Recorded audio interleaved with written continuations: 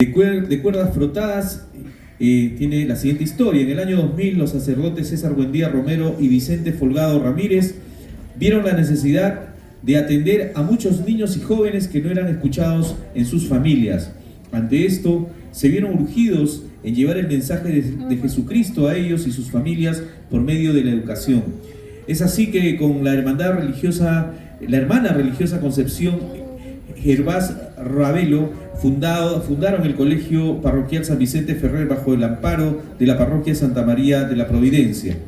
La orquesta de cuerdas de la Institución Educativa Parroquial San Vicente Ferrer está integrada por 27 estudiantes bajo la coordinación de la maestra Irma Guamán Kulki y la dirección musical del maestro Jimmy Pereira Vergara. Esta agrupación ha participado en diferentes actividades institucionales internas como las celebraciones religiosas de la Semana Santa, Corpus Christi, Virgen de la Providencia, entre otras.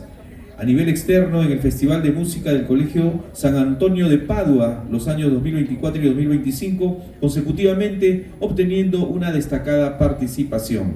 El director de la orquesta es el maestro Jimmy Edgar Pereira Vergara. Un aplauso para él, por favor.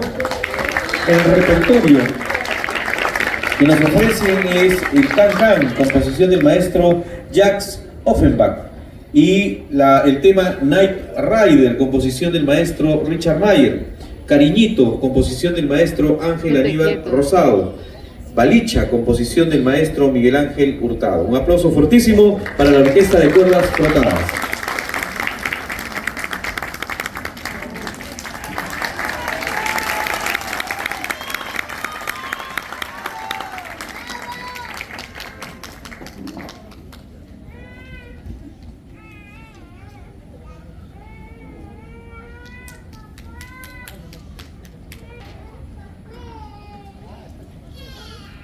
Quédate quieto, Laura.